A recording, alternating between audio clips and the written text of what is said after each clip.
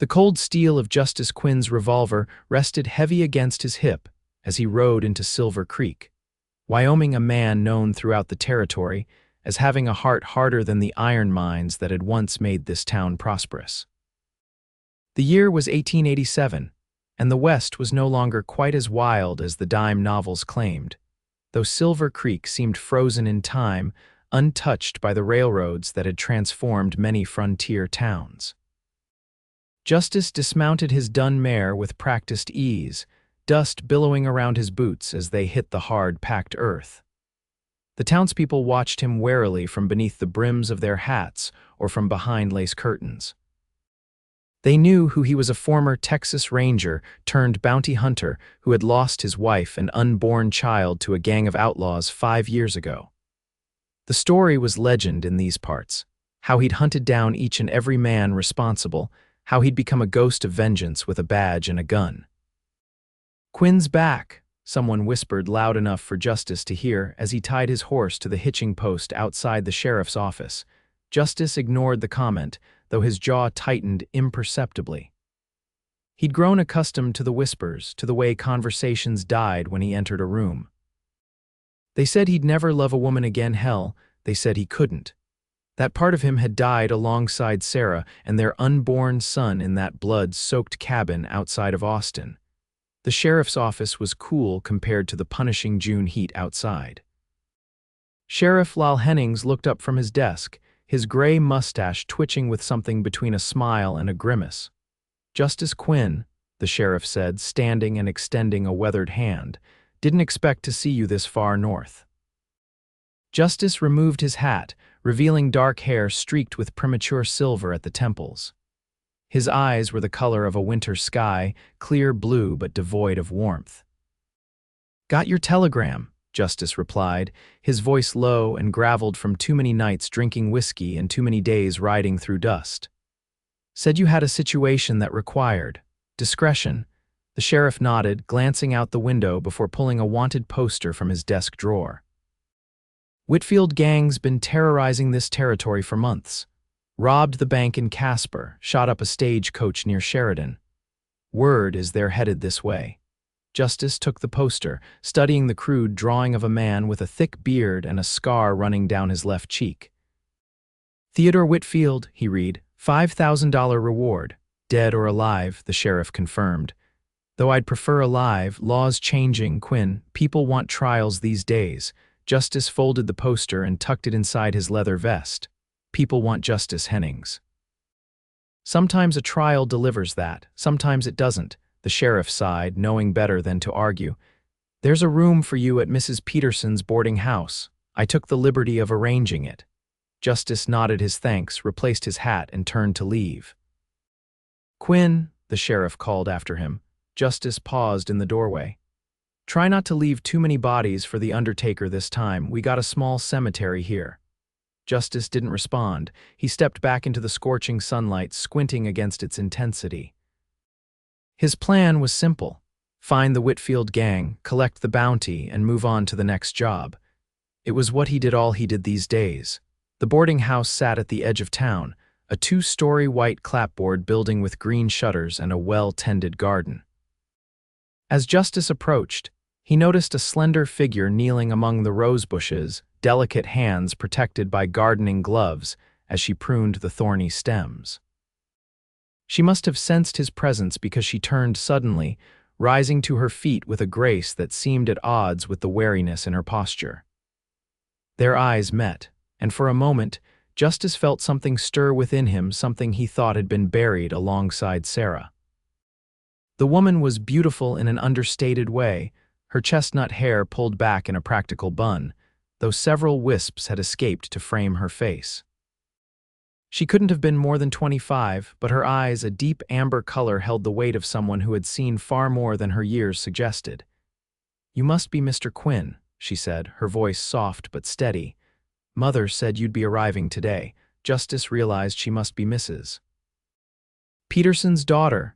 "Madam," he said with a respectful nod. "Bethany Borden," she introduced herself, removing a glove to extend her hand. "Though most call me Beth." Justice hesitated before accepting her hand. Her grip was firmer than he expected, her palm calloused beneath his touch. These were not the hands of a woman who spent her days merely tending roses. Justice Quinn, he replied, though she clearly already knew his name. Justice, she repeated, a hint of something amusement, perhaps, in her expression. Is that what you deliver, Mr. Quinn, or what you seek? The question caught him off guard. Most people didn't engage him in conversation, let alone ask him questions that probed beneath his carefully constructed exterior. Both, he answered honestly, and neither. Bethany held his gaze for a moment longer before returning to her gardening. Your room is the last one on the right, upstairs. Supper's at 6 sharp. Mother doesn't tolerate tardiness. Justice nodded his acknowledgement and continued toward the house, aware that his pulse had quickened slightly. He dismissed the reaction as nothing more than the natural response of a man who hadn't allowed himself to notice a woman in years. It meant nothing. The room was small but clean, with a narrow bed, a washstand, and a window overlooking the main street. Justice unpacked his meager belongings, a change of clothes, a shaving kit, ammunition, and a worn photograph of Sarah that he placed face down in the drawer of the bedside table. He didn't need to look at it. Her face was etched in his memory. After washing the trailed dust from his face and hands, Justice headed back downstairs. It was only 4 in the afternoon, plenty of time to get the lay of the land before supper. He needed to learn the rhythms of Silver Creek, to understand where the Whitfield gang might strike if they came to town. As he descended the stairs, he heard voices coming from the kitchen, one belonging to Bethany, the other deeper, male. You can't stay here forever, Beth, the man was saying, his tone gentle but insistent. The ranch needs you. Your father's legacy, my father's legacy, Bethany interrupted, is the reason I can't go back there, Dr. Mahoney. You know that as well as anyone. Justice paused, knowing he shouldn't eavesdrop but unable to help himself. It's been 3 years, the doctor continued. The nightmares, are they still coming? There was silence, and Justice could imagine Bethany's amber eyes clouding with whatever memories haunted her.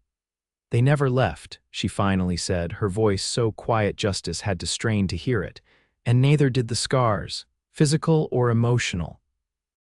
The doctor asked softly. Both, she answered, echoing Justice's earlier response. Justice continued down the stairs then, making his footsteps deliberately louder to announce his presence. When he entered the kitchen, Bethany was wiping her hands on her apron, her expression composed, though a faint flush colored her cheeks. Beside her stood a man in his 40s with kind eyes and a physician's bag. Mr. Quinn, Bethany said, this is Dr. James Mahoney, our town physician. The doctor extended his hand. Quinn, heard about your work in Texas. Impressive. Justice shook the offered hand. Just doing my job. Well, the doctor said, retrieving his hat from the table, I should be going. Mrs. Wilson's expecting her 4th any day now. He turned to Bethany. Think about what I said, Beth. Some ghosts need to be faced head-on. After the doctor left, an uncomfortable silence filled the kitchen. Justice moved toward the door. Would you like? They both spoke at once, then stopped. Bethany smiled slightly. I was going to ask if you'd like some coffee before you head out, she said. It's fresh. Justice was about to decline. He had work to do, after all, but something in her expression made him nod instead. Thank you. Bethany poured 2 cups, gesturing for him to sit at the kitchen table. Justice did, watching as she moved around the kitchen with efficiency, adding a plate of cookies to the table. My mother's recipe, she explained, sitting across from him. She'll be back from her women's auxiliary meeting soon, and she'll want to hear all about your travels. Justice took a sip of coffee, surprised by its rich flavor. Not much to tell. I go where the work takes me, and the work is catching bad men. There was no judgment in her tone, only curiosity. Sometimes they're just desperate men, Justice admitted. But yes, I bring them in, dead or alive. Bethany nodded, studying him over the rim of her cup. And which do you prefer? Justice considered her question carefully. Most people assumed he preferred them dead, given his reputation. Justice is best served in a courtroom, he said finally, but sometimes that's not possible. Is that why you came to Silver Creek? For justice? I came for the bounty, Justice corrected her, though even to his own ears the answer sounded hollow. Bethany's gaze was disconcertingly direct. We all have our ghosts, Mr. Quinn. Some of us just hide them better than others. Before Justice could respond, the front door opened, and a flurry of activity heralded Mrs. Peterson's arrival. Justice was both relieved and oddly disappointed by the interruption. As promised, supper was served precisely at 6. Mrs. Peterson was a robust woman in her 50s with the same amber eyes as her daughter, though hers sparkled with good humor rather than hidden pain. She kept up a steady stream of conversation, filling Justice in on all the town gossip while heaping his plate with fried chicken, mashed potatoes, and green beans.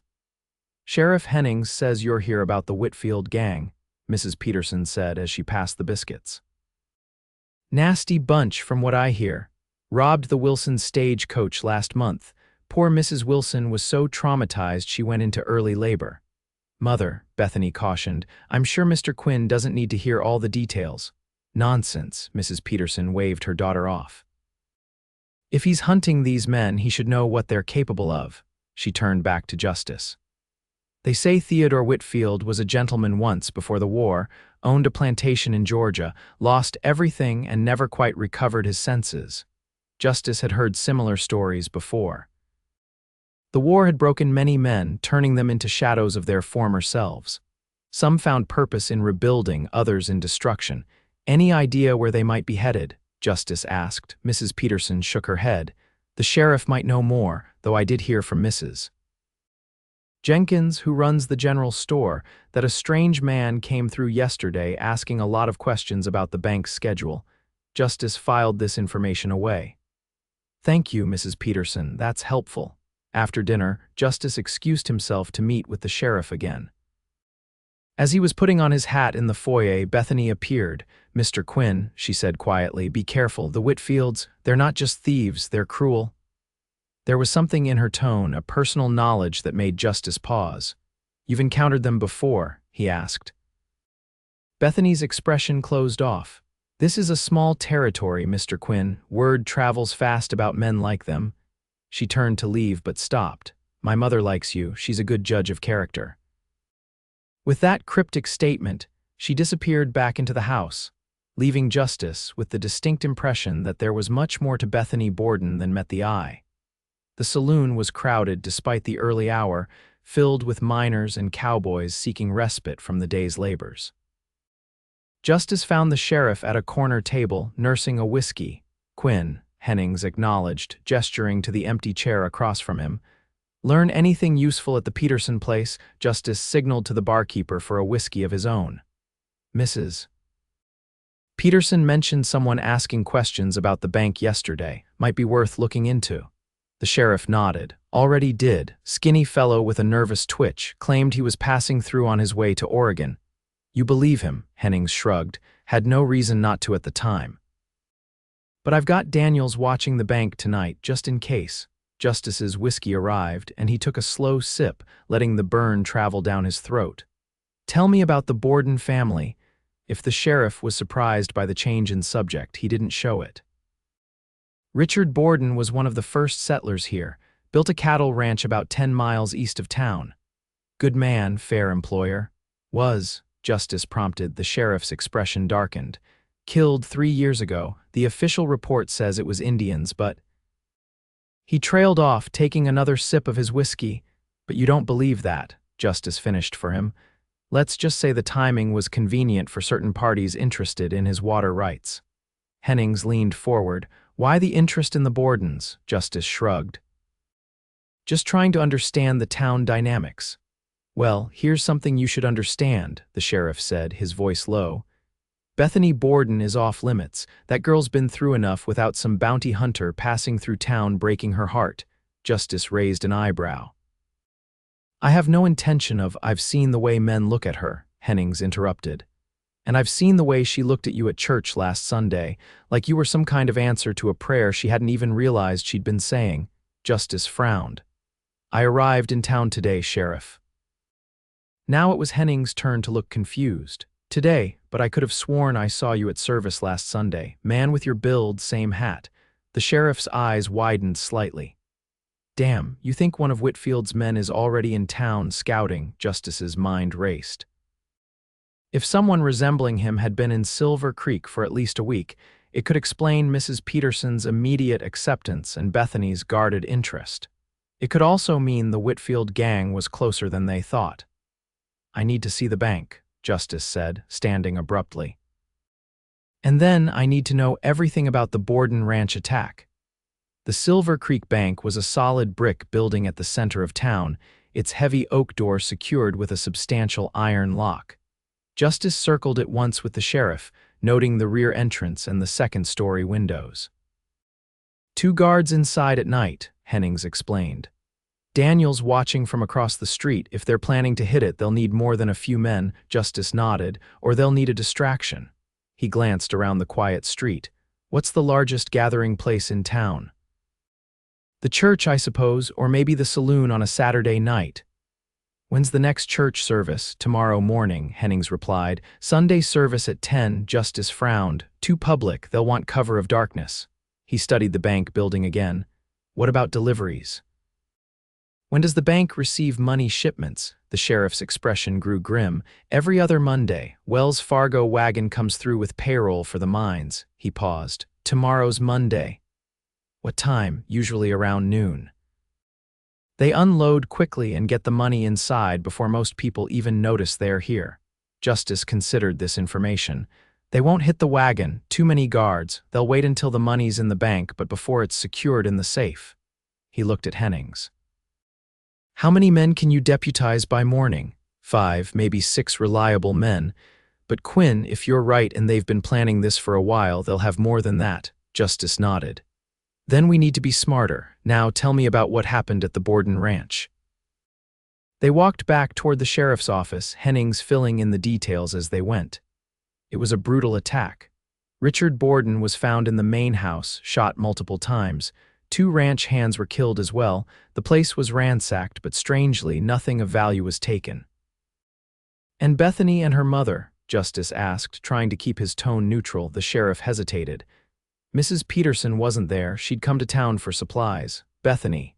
He stopped walking, his expression troubled. She was found in the barn, badly beaten.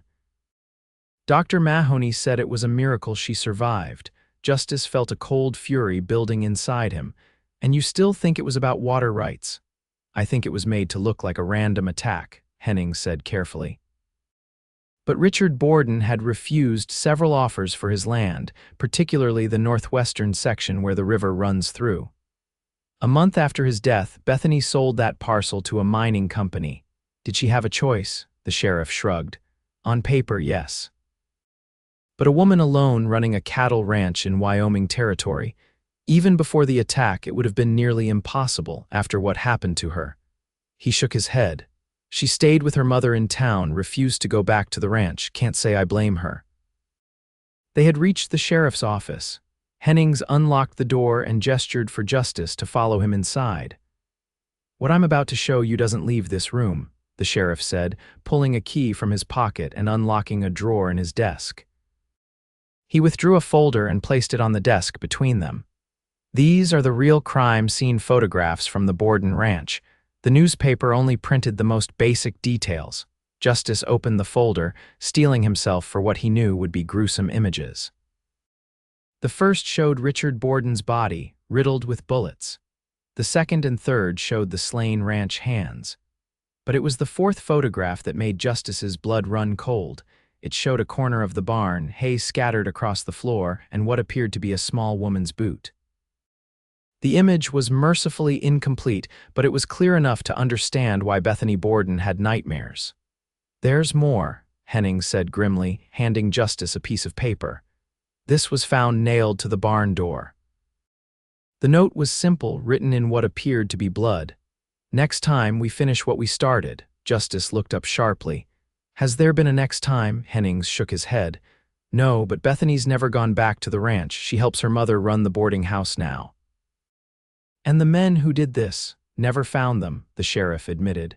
The tracks led north toward Montana territory. I sent telegrams, but he spread his hands helplessly. Too much ground to cover, too few lawmen. Justice carefully replaced the photographs in the folder. Any connection to the Whitfield gang? None that we could prove. But Theodore Whitfield was known to operate in Montana around that time. Justice's jaw tightened. If Whitfield was behind the attack on the Borden ranch, bringing him in wasn't just about the bounty anymore. It was about justice, real justice, not just the name he carried. I need to think, Justice said, heading for the door. We'll meet at dawn to plan for the bank.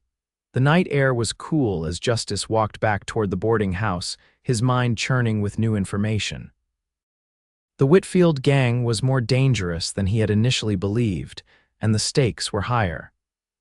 This wasn't just about preventing a bank robbery, it was about stopping men who had already demonstrated their capacity for unspeakable cruelty. As he approached the boarding house, Justice noticed a light still burning in the kitchen window. Through the lace curtains, he could see Bethany moving around, preparing something bread dough, perhaps, for the morning. Justice hesitated at the gate. He should go straight to his room, get what sleep he could before dawn. But instead, he found himself walking around to the kitchen door and knocking softly. Bethany opened it, flour dusting her apron and a smudge of it on her cheek. She looked surprised to see him.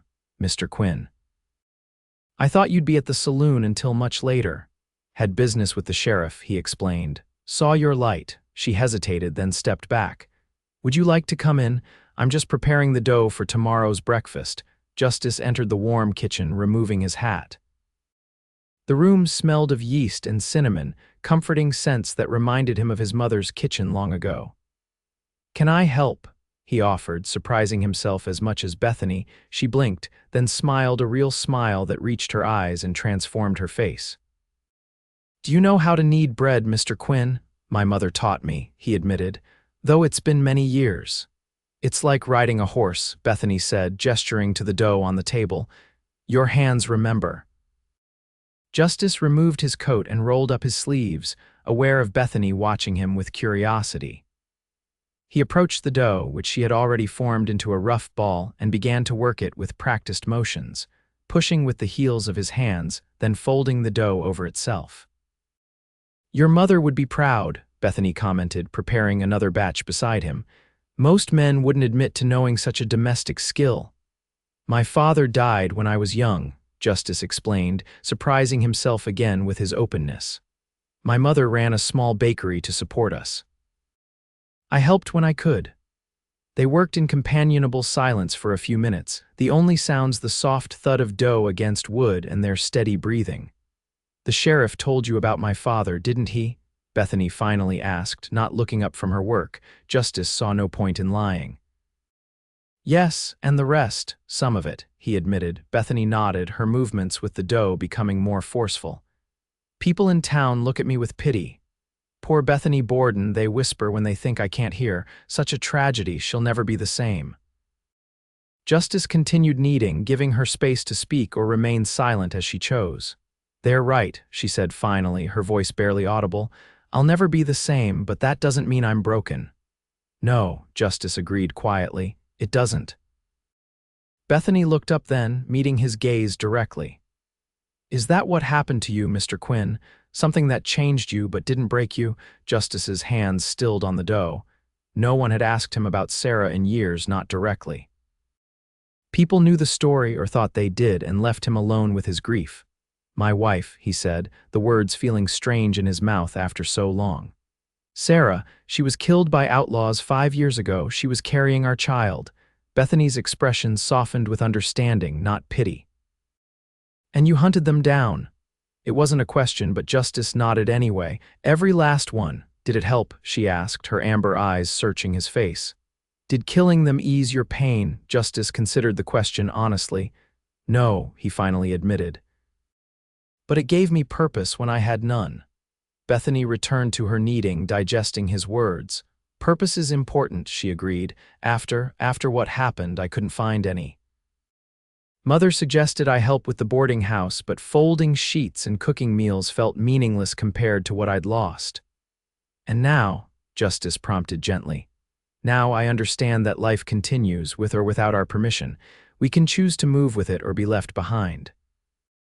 She shaped her dough into a perfect round and placed it in a greased bowl, covering it with a damp cloth. I choose to move forward, even on days when every step feels impossible. Justice finished kneading his own dough, following Bethany's example with the bowl and cloth. As he washed the flour from his hands at the sink, he felt a strange lightness in his chest, not happiness exactly, but perhaps the absence of some of the weight he'd carried for years. "You never told me why you're really here," Bethany said, wiping down the table. "A man with your reputation doesn't come to a place like Silver Creek just for a routine bounty." Justice dried his hands on a towel. "The Whitfield gang is dangerous. They've killed innocent people." "So have many outlaws you've hunted," she countered. "What makes them special?" Justice met her gaze steadily. "Maybe I'm tired of seeing good people hurt by men like Theodore Whitfield." Something flickered in Bethany's eyes, recognition, perhaps, or a shared understanding. "You should get some rest, Mr. Quinn. Tomorrow may be a difficult day." Justice knew she was right, but he found himself reluctant to leave the warmth of the kitchen and her company. "Bethany," he said, using her first name for the first time, "do you ever go back to your ranch?" The question clearly caught her off guard. She stilled, her hand tightening around the cloth she held. "No," she answered softly, "I can't. Because of the memories or because of fear?" "Both," she admitted. "The ranch was my home for 22 years, now I can't even think of it without." She trailed off, swallowing hard. "Why do you ask?" Justice chose his words carefully. "Sometimes the things we fear lose their power when we face them." Bethany's expression hardened slightly. "Is that what you did, face your fears by hunting down the men who killed your wife?" "No," Justice said honestly. "I ran from my fear by focusing on vengeance. I'm still running." The admission hung between them in the quiet kitchen. Bethany's features softened again, and she stepped closer to him, close enough that he could smell the faint scent of roses that clung to her skin. "Then perhaps," she said quietly, "neither of us is qualified to give the other advice on facing fears." Justice nodded, acutely aware of her proximity and the strange, unexpected connection forming between them. "Perhaps not. Good night, Mr. Quinn," she said, stepping back. "Thank you for your help with the bread." "Justice," he corrected her. "If I'm to call you Bethany, you should call me Justice." She smiled slightly. "That seems fair. Good night, Justice. Good night, Bethany." As Justice climbed the stairs to his room, he realized he'd spoken more about Sarah in the last hour than he had in the past 5 years. The pain was still there, a constant companion, but somehow it felt less all-consuming in Bethany's presence. He removed his boots and stretched out on the bed, still fully clothed except for his hat and coat. The dawn would come early, and with it, the possibility of confrontation with the Whitfield gang. Justice needed to be sharp, focused on the task at hand. But as he drifted toward sleep, it was Bethany's amber eyes and quiet strength that filled his thoughts, not the impending danger. Justice woke before dawn, his internal clock as reliable as any timepiece. He moved silently through his morning routine, washing, shaving, checking his weapons. By the time the first pale light appeared on the horizon, he was downstairs, surprised to find Bethany already in the kitchen, removing fresh bread from the oven. "You're up early," he commented, accepting the cup of coffee she offered him. "Couldn't sleep," she replied, slicing the still warm bread. "Thought I might as well make myself useful." She pushed a plate toward him. "You should eat. Whatever you're planning today, you'll need your strength." Justice took a slice of bread, spreading it with fresh butter and honey. "How did you know I was planning something?" Bethany gave him a knowing look. "The way you checked your gun before coming downstairs, the extra ammunition in your pocket. The fact that you're wearing your coat despite the warm weather, better to hide another weapon, I imagine." Justice raised an eyebrow, impressed. "You're observant." "I grew up on a ranch," she reminded him. "Father taught me to notice details." She poured herself a cup of coffee and sat across from him. "The bank delivery is today, isn't it?" Justice nodded, seeing no reason to deny it. "Whitfield would be a fool to pass up that opportunity. And you'll be waiting for him." It wasn't a question, along with the sheriff and some deputies. Justice finished his bread and stood. "I should go, thank you for the breakfast." Bethany rose as well, hesitating before speaking. "Justice." Be careful, Theodore Whitfield isn't just greedy, he's sadistic. He enjoys causing pain. The way she spoke, with intimate knowledge rather than general concern, confirmed what Justice had begun to suspect. He was there that day at your ranch, wasn't he? Bethany's face paled, but she didn't look away. Yes, he led the men who killed my father. She swallowed hard. He was the one who found me trying to escape through the barn. Justice felt the cold fury return, stronger than before. Why didn't you tell the sheriff? I did, she said simply. But without proof, what could he do? Whitfield was already gone, and no one had seen him in town before the attack. It would have been my word against his if he'd ever been caught. Justice's hand moved instinctively to his gun. He'll be caught today. Bethany stepped closer, placing her hand on his arm. Promise me you won't let vengeance cloud your judgment, not for my sake. Justice looked down at her hand, then into her eyes. I promise to do my job, Bethany, to bring him in for the crimes he's committed. She held his gaze for a long moment, then nodded, removing her hand. That's all I can ask. Justice left the boarding house with Bethany's words echoing in his mind. The streets of Silver Creek were quiet in the early morning light, most businesses still closed. Only the bakery showed signs of life, smoke curling from its chimney as the day's first batch of goods baked inside. At the sheriff's office, Hennings was already briefing the men he'd deputized 5 locals, as he'd promised, each looking both nervous and determined. They fell silent as Justice entered. Quinn, the sheriff greeted him. I was just explaining our plan.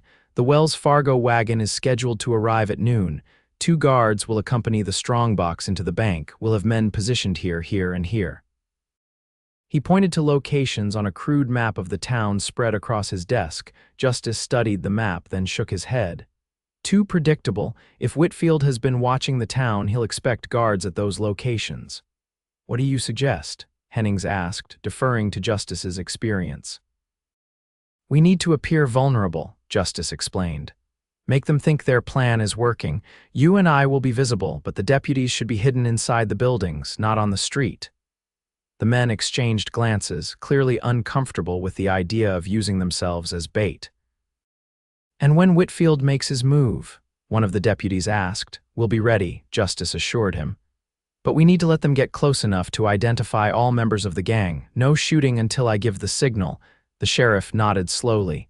It's risky, but it could work. He turned to his deputies. You heard Quinn. Find positions inside the buildings overlooking the bank, but stay out of sight. No heroics.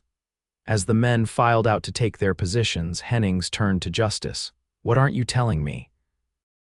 Justice checked his revolver one final time before holstering it. I believe Theodore Whitfield was responsible for the attack on the Borden ranch 3 years ago. The sheriff's expression darkened.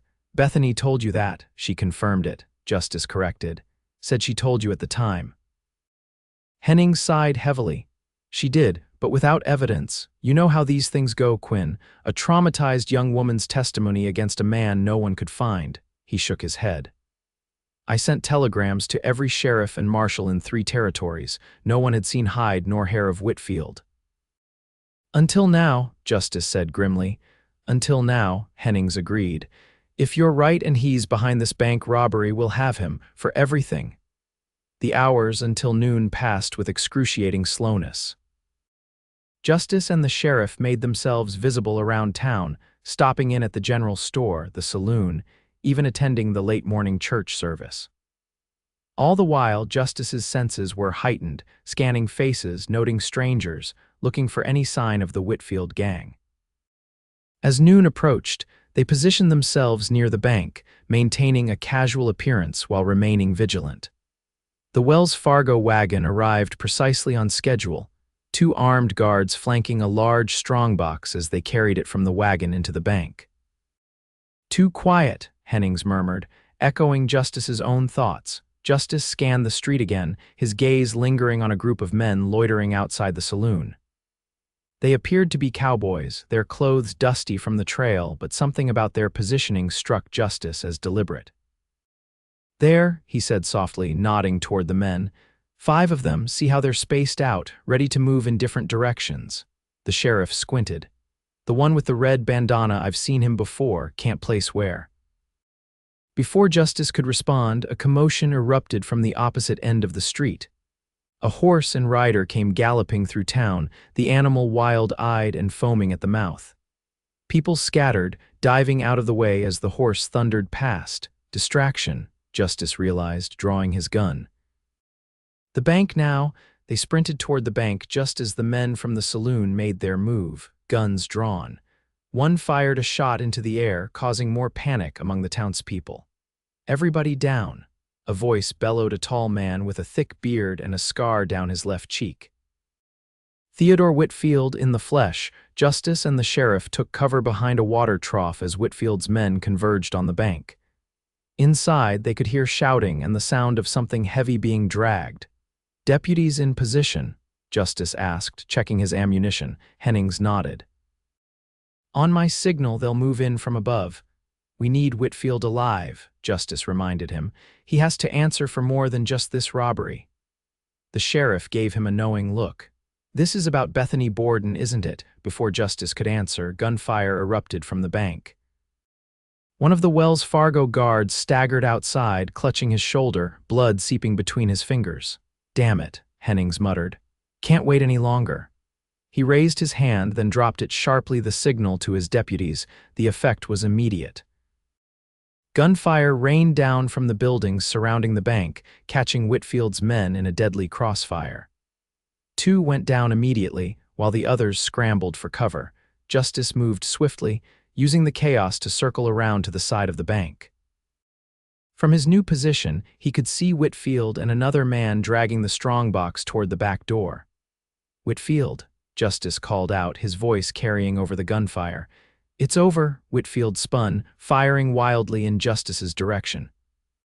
The bullets splintered the wood of the building beside him, but Justice held his ground. "You don't know who I am, do you?" Justice continued, moving closer, his gun trained on Whitfield. "My name is Justice Quinn." Recognition flickered in Whitfield's eyes, followed by fear. "Quinn."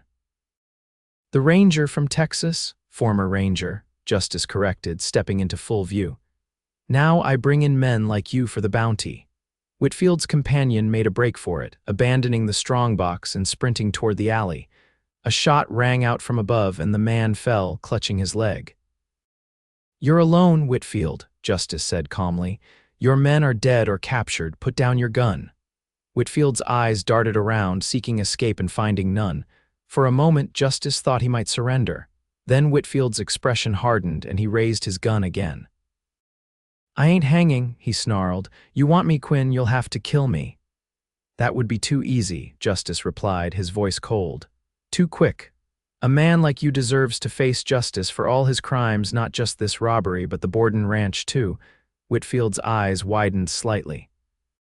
"The Borden place, that was years ago. How she survived," Justice interrupted, satisfaction coursing through him at the shock on Whitfield's face. "The woman you left for dead in that barn, she's alive and she remembers your face." Rage contorted Whitfield's features. That little, whatever vile words he intended to say were cut off as a shot rang out, not from Justice's gun, but from somewhere behind him. Whitfield staggered, dropping his weapon as blood blossomed on his shoulder. Justice whirled to see Bethany standing at the mouth of the alley, her father's rifle steady in her hands. "That's for my father," she said, her voice eerily calm. Justice moved quickly, kicking Whitfield's gun away and pressing his boot into the man's wounded shoulder, eliciting a howl of pain. "Bethany," Justice called, not taking his eyes off Whitfield. "Go back to the boarding house. Now." "No," she replied, approaching steadily, the rifle still aimed at Whitfield. "I need to see his face when he realizes he failed." Again, Whitfield glared up at her, recognition dawning in his eyes. "The rancher's daughter," he spat. "Should have made sure you were dead." "Yes," Bethany agreed, her amber eyes cold. "You should have." Sheriff Hennings appeared then, taking in the scene with a grim expression. "Bethany, give me the rifle." For a tense moment, Justice thought she might refuse. Then slowly, she lowered the weapon and handed it to the sheriff. "He was going to shoot Mr. Quinn," she explained calmly. "I had no choice." Hennings nodded, accepting her story whether he believed it or not. "We've got the rest of his gang, 2 dead, 3 wounded but alive." He looked down at Whitfield with disgust. Theodore Whitfield, you're under arrest for bank robbery, assault, and the murder of Richard Borden. As the sheriff handcuffed Whitfield and hauled him to his feet, Justice turned to Bethany. Her face was pale, but her eyes were clear and steady. You followed me, he said, not a question but a statement. I knew what you were planning, she replied, and I knew Whitfield would rather die than be captured. You could have been killed. So could you? She reached out, tentatively touching his arm where a bullet had grazed his coat sleeve. Are you hurt? Justice shook his head. Just a scratch. They stood in silence for a moment, the sounds of the aftermath surrounding them, townspeople emerging from hiding, deputies securing the remaining outlaws, the doctor being called for the wounded. What happens now? Bethany finally asked, her voice small. Justice knew she wasn't asking about the immediate future, the statements they would give to the sheriff, the trial that would follow. She was asking about something more personal, more difficult to define. Now, he said carefully, Theodore Whitfield faces justice for his crimes. And you collect your bounty and move on to the next job, she finished for him, a hint of resignation in her tone. Justice should have agreed.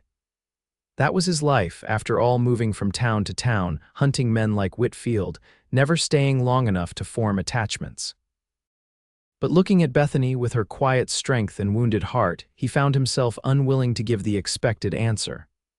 Perhaps, he said instead, or perhaps it's time for a change. Hope flickered in her amber eyes, quickly tempered by caution. What kind of change? Before Justice could respond, Dr. Mahoney called for Bethany's help with the wounded. With a last, searching look at Justice, she hurried to assist. The remainder of the day passed in a blur of activity. Justice gave his statement to the sheriff, helped secure the prisoners in the town's small jail, and telegraphed the territorial marshal to arrange for transport to the federal courthouse in Cheyenne. By nightfall, Silver Creek had begun to settle, though the excitement of the day's events would likely fuel gossip for months to come. The saloon was packed with townspeople eager to discuss what they'd seen or claimed to have seen during the robbery attempt. Justice avoided the crowds, returning to the boarding house as the sun set. Mrs. Peterson greeted him warmly, insisting he join them for a late supper despite his protests that he wasn't hungry. Nonsense, she declared. You've had a trying day. You need food and rest. The meal was quiet, with both Justice and Bethany lost in their own thoughts. Mrs. Peterson, sensing their mood, kept her usual chatter to a minimum. After the dishes were cleared, she excused herself, claiming fatigue, though Justice suspected she was giving them privacy. Would you like to sit on the porch? Bethany asked when they were alone. The night air is pleasant, Justice nodded, following her outside. The porch swing creaked gently as they sat, a respectful distance between them. Above, stars were beginning to appear in the darkening sky. Sheriff Hennings says Whitfield will hang, Bethany said after a while, once they get him to Cheyenne. Most likely, Justice agreed. Bank robbery alone carries a heavy sentence with murder charges added. He let the sentence hang unfinished. Bethany clasped her hands in her lap. I thought I would feel different when I saw him today when I held that rifle. I thought capturing him would somehow heal everything that's been broken these past 3 years. Did it? She shook her head. No, I don't know what I feel. Relief, perhaps. But the nightmares won't stop just because Theodore Whitfield is behind bars. No, Justice said softly, they don't work that way. Bethany turned to look at him. Do you still have nightmares about your wife? Justice considered the question. Not as often as I used to, but they still come. What helps? She asked, genuine curiosity in her voice. Time, he answered honestly, and purpose. Having something or someone worth moving forward for. Bethany's gaze was searching. Have you found that, someone worth moving forward for? Justice really looked at her. In the fading light, with her chestnut hair loose around her shoulders and her amber eyes reflecting the first stars, she was beautiful. But it wasn't just her beauty that drew him. It was her resilience, her courage, her capacity to feel deeply despite all she had endured. I think, he said slowly, I might have. The hope in her eyes was unmistakable now, though she tried to temper it with practicality. You're leaving soon. The bounty can wait, Justice interrupted. or I can have it sent. There will always be another job, another bounty."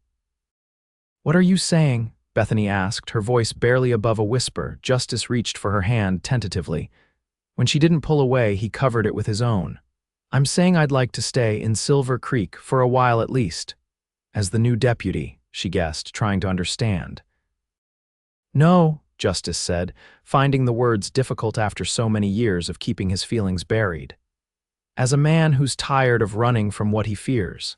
As a man who thinks he might be ready to try living again, not just existing." Bethany's free hand moved to touch his face, her fingers gentle against his jaw.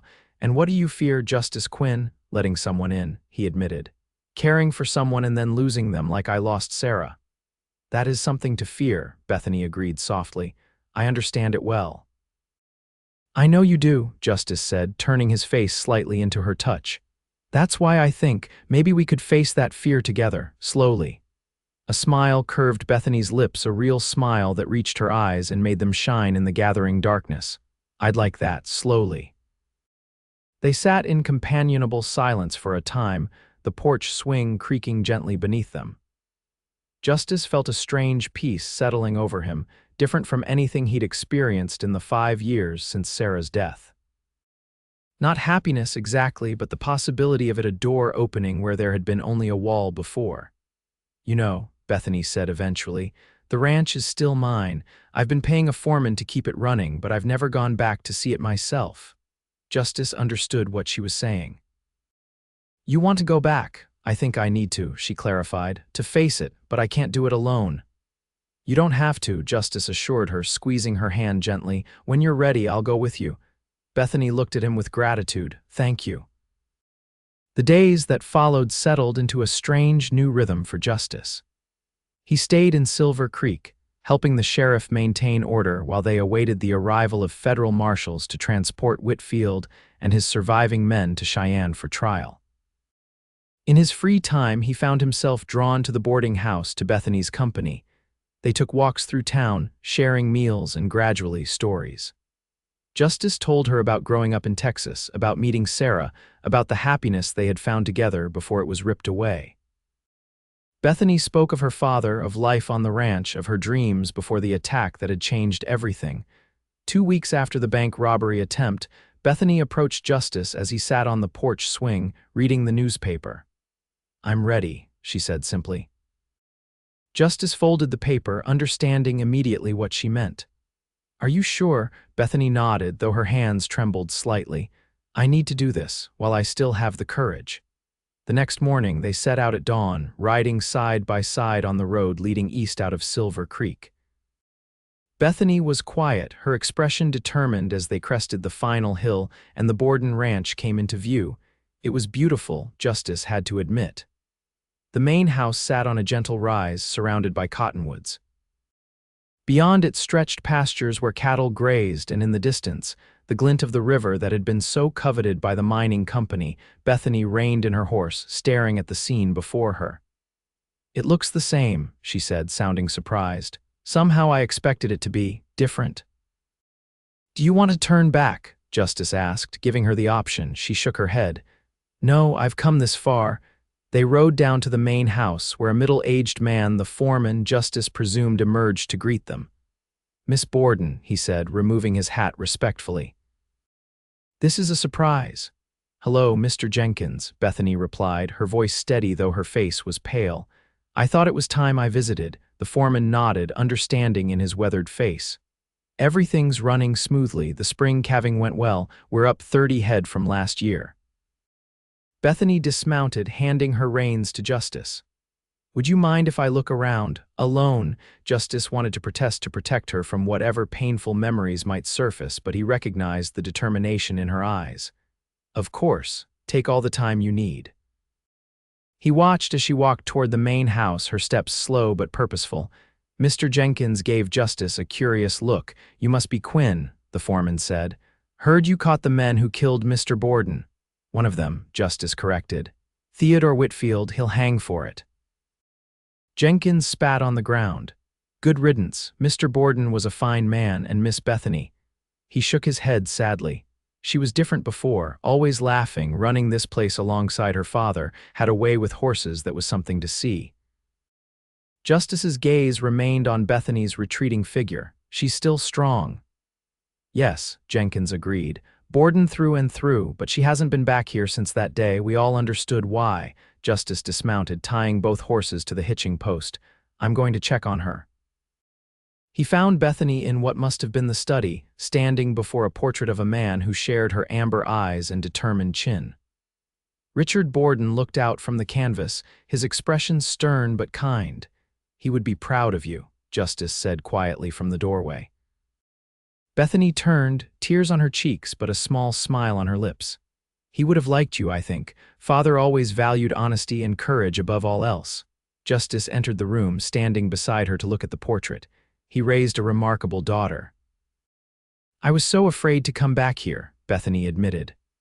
I thought the memories would overwhelm me, not just of that day, but of all the days before, the good ones. Sometimes those hurt more. Justice understood that all too well. The happy memories of Sarah were often more painful than the tragic ones, reminders of what had been lost, what could never be reclaimed.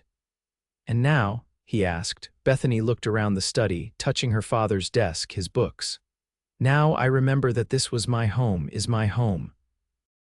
They took my father from me. I won't let them take this too. Her words were a declaration of reclamation, of refusing to let fear and trauma dictate her future.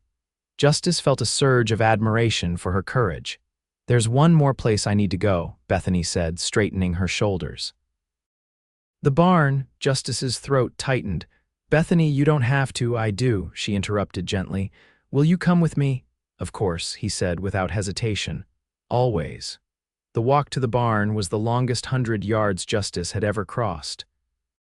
Bethany's steps slowed as they approached, but she didn't stop. At the large double doors, she paused, taking a deep breath before pushing them open. Sunlight streamed through the high windows, illuminating dust motes floating in the air. The smell of hay and horses was strong, comforting in its familiarity. On the surface, it was just a barn like any other, but Justice knew what had happened here. He'd seen the photographs, read the reports. He watched Bethany carefully as she moved inside, her gaze fixed on a spot in the back corner. She stopped there, staring down at the straw-covered floor. Justice remained a respectful distance behind her, close enough to offer support, but giving her the space she needed for this moment of confrontation. I thought I was going to die here, Bethany said, her voice eerily calm. I remember thinking that this barn, where I'd spent so many happy hours with the horses, would be the last thing I ever saw. Justice said nothing, understanding that she needed to speak these truths aloud, to give voice to the memories that had haunted her for 3 years. But I didn't die, she continued, turning to face him. I survived, and now Whitfield will pay for what he did to my father, to me. Yes, Justice agreed. He will. Bethany took a final look around the barn, then walked back to where Justice stood. Without hesitation, she reached for his hand, interlacing their fingers. Thank you, she said simply, for being here, for understanding. Justice squeezed her hand gently. Thank you for trusting me enough to bring me here. They left the barn together, closing the doors behind them. As they walked back toward the main house, Bethany's step was lighter, as though a burden had been set down. I'm staying, she announced suddenly. Not today, but soon. This ranch is my legacy, my father's legacy. I won't let it be run by a foreman forever, no matter how capable Mr. Jenkins is. Justice nodded, unsurprised by her decision. It was the natural conclusion to the journey they had begun today, Bethany reclaiming not just her property, but her identity, her future. The town will miss you, he said, realizing as he spoke that he was really saying, I will miss you. Bethany seemed to understand his unspoken meaning. She stopped walking, turning to face him fully. Justice, she said, her amber eyes searching his face, when I say I'm staying at the ranch, I'm not saying goodbye to you, unless you're planning to leave Silver Creek. The question hung between them, heavy with implication. Justice had stayed in Silver Creek far longer than he'd intended, far longer than any job had kept him in one place since Sarah's death. The telegram from the territorial marshal had arrived yesterday. Whitfield, and his men were safely in Cheyenne awaiting trial, and Justice's bounty had been processed. There was nothing keeping him in Silver Creek now. Nothing except the woman standing before him, her hand still in his, her eyes full of hope and fear in equal measure. "I have no plans to leave," Justice said finally. "Not unless you want me to." Relief flooded Bethany's features. "I don't want you to leave. In fact, She hesitated, gathering courage. "I want you to consider something. The ranch needs a manager, someone who knows horses, who can handle the business side of things, someone I trust." Justice raised an eyebrow, surprised by the offer. "Are you offering me a job, Miss Borden?" "I'm offering you a partnership," Bethany corrected, a blush coloring her cheeks. "In whatever form that might take." The implication was clear, and Justice felt his heart race in a way it hadn't in years. Carefully giving her every opportunity to step away, he raised his free hand to her cheek. "And what form might you prefer?" he asked, his voice low. Bethany leaned into his touch, her eyes never leaving his. "One that begins with this." She rose on her toes, pressing her lips gently to his. The kiss was tentative at first, both of them uncertain, both carrying the weight of past wounds. But as Justice's arm slipped around her waist, drawing her closer, the kiss deepened, becoming something more, a promise, a beginning. When they finally parted, Bethany's eyes were bright, her smile radiant. "Stay," she whispered, "not just in Silver Creek, but here, with me." Justice knew there should be 100 reasons to hesitate, the wounds they both still carried, the ghosts that haunted them, the uncertainty of building something new from the ashes of so much loss. But looking into Bethany's eyes, he found only one answer. "Yes," he said simply, "I'll stay."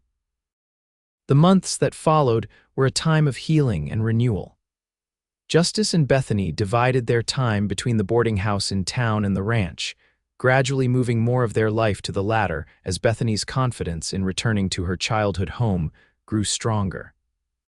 Justice discovered he had a talent for ranch management, his strategic mind well suited to the business aspects, while his experience with horses made him a natural with the livestock. The hands respected him, especially after word spread about his role in capturing Theodore Whitfield. Bethany flourished as she reclaimed her place on the ranch, her nightmares becoming less frequent, her laughter more common. She began riding again, tentatively at first, then with growing confidence, until Justice could see the woman Jenkins had described, the one who had a way with horses that was something to see. Their relationship deepened gradually, built on mutual respect and understanding.